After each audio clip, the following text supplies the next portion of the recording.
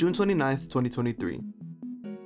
That was the day I uploaded a video about an obscure educational game for kids called Roly-Polys no Nanakarobi Yoki, released on March 14th, 1997. The game was developed by a Japanese company called Outside Directors Company, founded by Osamu Sato, who's also the creator of the infamous LSD Dream emulator. This game, along with its sequel, Roly-Polys World Tour, which was released on November 21st, 1997, were both considered to be lost pieces of media. However, on July 21st, 2019, a copy of the first game was found by Reddit user Visual Menace and bought by a member of the Osamu Sato Discord server going by the name Go Hauled. Later on, a demo of the second game, Roly-Polys World Tour, would be found on a Mac People CD-ROM released in 1998 by, quote, Discord user Aente, who alerted the Osamu Sato Discord server, who in turn alerted Discord user Gingerbeard Man, the person that had originally uploaded the CD-ROM image as part of the Macintosh Magazine Media Preservation Project. And finally, on May 31st, 2023, a full copy of the game was found and uploaded online by Reddit user BakuDD and Discord user Potato Impact. And now that you understand these games were indeed lost media at one point, and later on we'll dive into the games themselves. Before any of that though, there's a certain YouTuber I want to talk about who covered Roly-Poly in the past, that being Mama Max. January 16th, 2020.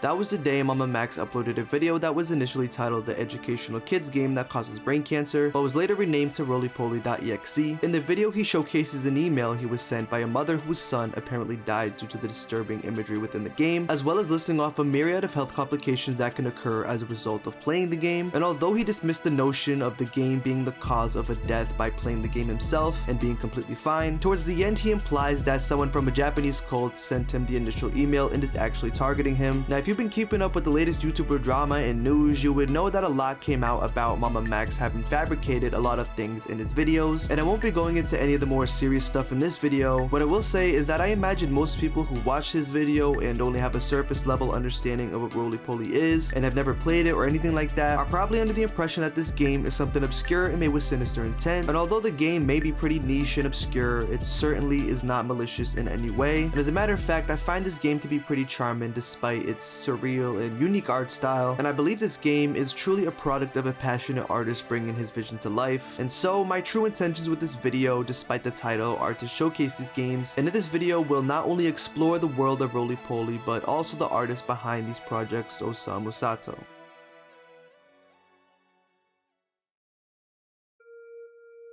I'll be completely honest, I was really looking for another excuse to talk about Roly-Poly again and its sequel, which I wasn't able to cover in my initial video, and I thought by dismantling any notion of these games being disturbing or being tied to any health problems would be a great place to segue into talking about these fascinating pieces of media. And so if you're unaware, Roly-Poly is a Japanese edutainment game. It was designed to teach the player English as well as the alphabet, with each letter in the game having a kotowaza, which is essentially just a Japanese proverb. Clicking on any letter will bring you to a cutscene, and in some cases even a mini game featuring some of the game's cast of characters. Pon is the main character and he's a pretty happy-go-lucky guy. Cho plays a more antagonistic role, mainly against Pon, constantly playing pranks on him. Bannerton is just a freaking know-it-all nerd who thinks he's all that, but he do be loving bananas though. Jumpin' Jack Boo is a kung fu master. Mr. Okatsuki is a pretty chill chef. Akiko is hard-working yet really outgoing. George is literally just a vibe and he just seems to be the most laid back out of the bunch. And Del Montas just be on a freaking tree vibing, bruh. Now, I've played through the entirety of the game, and although I will admit I don't remember every proverb and every single little thing this world has to offer, I will say that I do understand to some extent the charm of this world, its characters and their relationships, and I also understand the game is not meant to be disturbing. However, at the same time, I do understand why some people would think that this game is creepy, and admittedly it's a perfect candidate to be turned into some sort of creepypasta. For example, clicking on the letter E, which stands for eyes, will bring you here to George just straight up staring at you, but the context of the scene is literally just an intense staring contest. And by clicking the kotowaza brings us to some words of wisdom in both English and Japanese, and I'm not gonna lie, whoever wrote this cooked with this one. Clicking on the letter O, which stands for own, brings us to a pretty dark cutscene featuring both Cho and Mr. Okatsuki, which I'm just gonna let play out for you guys.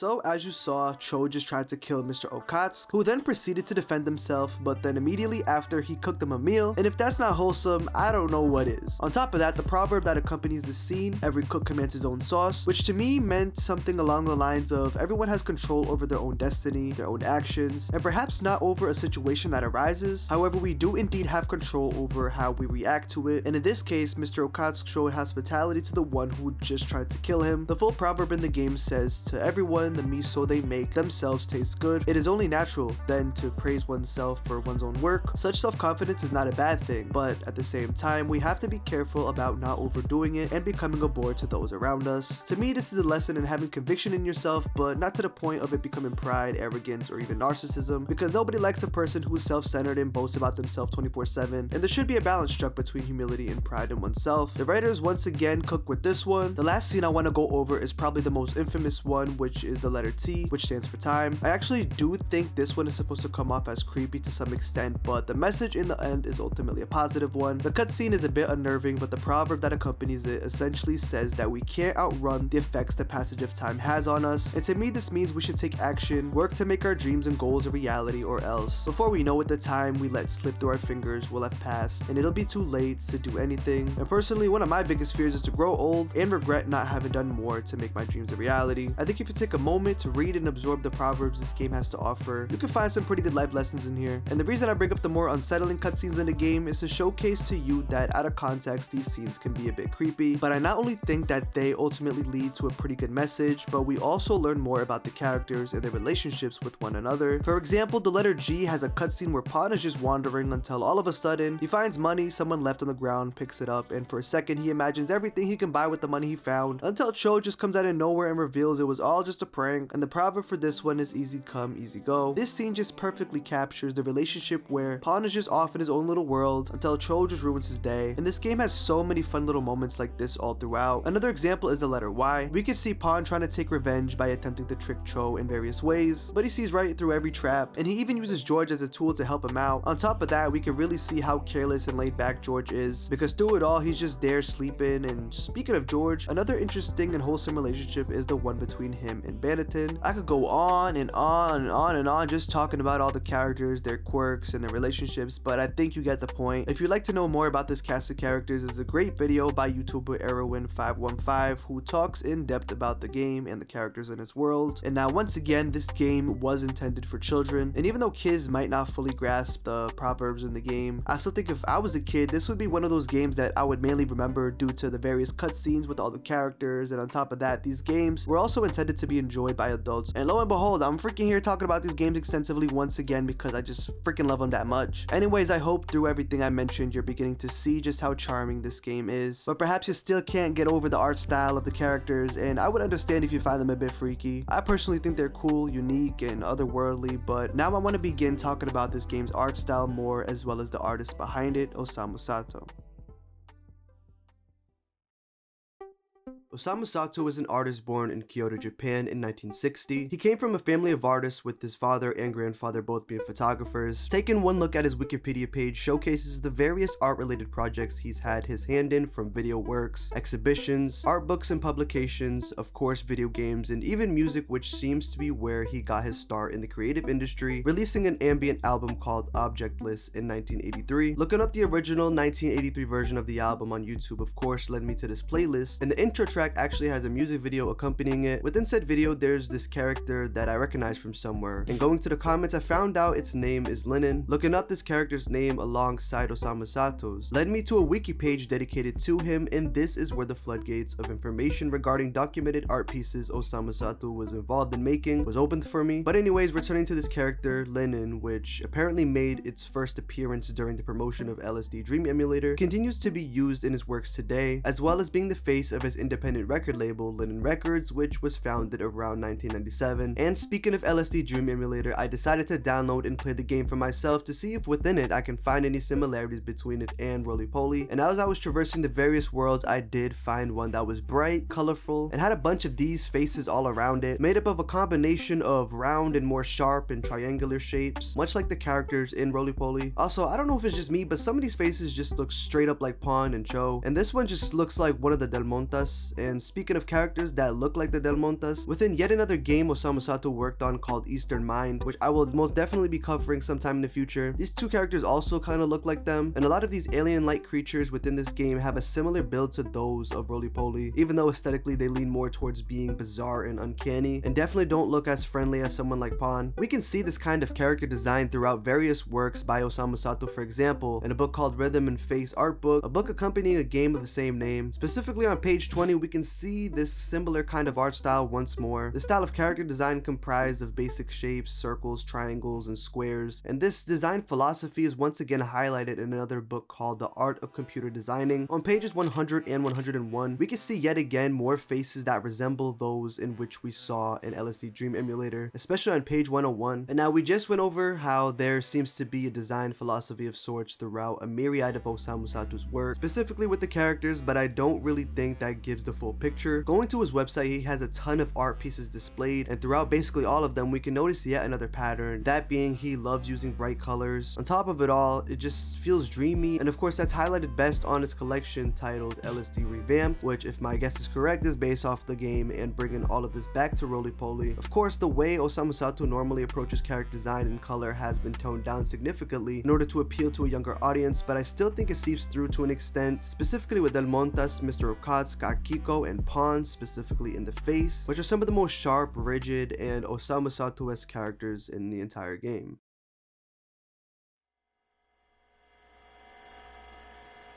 I now want to talk about the sequel game called Roly-Poly's World Tour, and contrary to the first game, it actually has a plot, which I'll talk more about in just a bit. Now, I'll admit, I have not and most likely will not be playing the whole game for this video, mainly because I have to use my phone with Google Translate opened up while playing the game, which is less than ideal, especially when you're trying to understand every aspect of it, since in this game we learn way more about the characters, where they live, what they do, and more. And so, the game starts out with Pawn finding a newspaper on the ground saying that a famous singer named Otani-chan went missing, and he then makes it his mission to rescue her from her kidnapper. And immediately after the scene finishes, we already see a big difference between this and the first game. In this game, we're essentially plopped into the world of roly-polies, and it's our job to figure out where to go next. And speaking of where to go, our first destination is to this cave with a bunch of cursed skulls on it, and we need to clear it from our path. And to do that, we need to ask Del Montas for help, which as per usual are just there vibing on a tree. From there, the Del Montas use their magical powers to remove the skulls, allowing us to enter inside of the cave, until we stumble across this goofy looking thing named Tengu, who comes out the cut and is basically like, I have Otani-chan here trapped in my dungeon, and the only way to free her is to gather 7 keys that are scattered around the world. And so Pawn has a meeting with both Del Montas and George, who lives right next door. George gives us a book containing a description of the cast of characters we're already familiar with, and we're off to go exploring the vast world. Our first mission in this world tour we're going on is to round up all the roly-polies, and in order to recruit each one of them, there's a series of minigames you gotta complete. For example, with Jumpin' Jack Boo, the goal is to click all the leaves before they fall to the ground. And one thing I want to note, which I absolutely love, is the inclusion of these little sounds the characters make indicating speech, kind of like something you would hear from a game like Animal Crossing, and it just adds so much personality. And I just want you to listen to this conversation between Jumpin' Jack Boo and Pawn that I thought sounded kind of funny.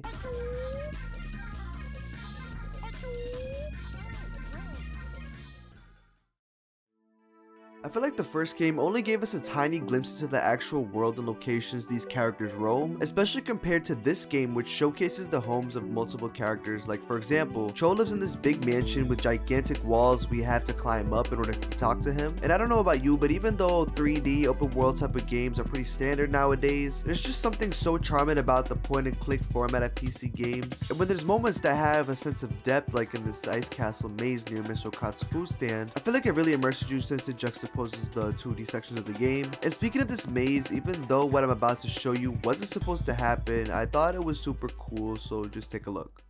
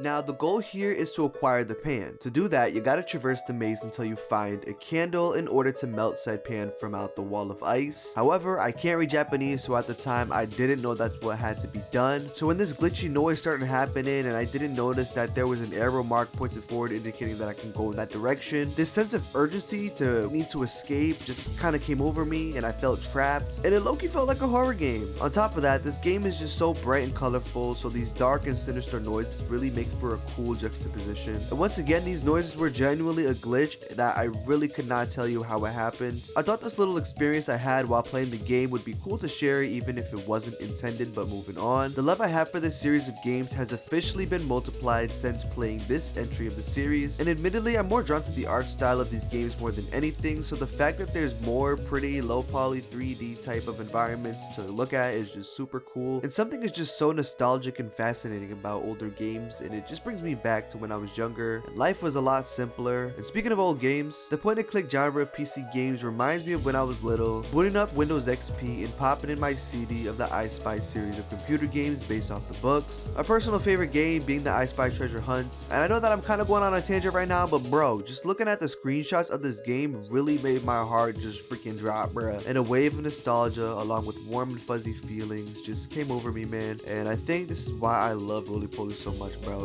I just feel like a kid again. And I just feel like that same kid, excited by the noises of the PC fans accelerating, knowing my game is about to boot up in just a bit, but also kind of confused as to how to frick to play the game because I don't entirely understand what I'm reading, and I've only got my intuition to guide me. Anyways, this is where I'm gonna leave things off. Overall, I think what makes me look at these games fondly is the fact that the same kid playing I Spy games today is grown up and is still freaking playing PC children's games made in the 90s. Jokes aside, I didn't intend for this script to go in this direction, but I wrote what I was feeling, and I hope in some sort of way this video can inspire you. But from now on, I want my videos to be an expression of what I'm interested in and whatever message I want to say. And if you'd like to support the content, I've got a Patreon which you can join for as little as $3.50. And I also want to give a shout out to all my current patrons. Thank you so freaking much for your continuous support. Thank you all so much for watching, and I hope you guys have a wonderful day. Deuces.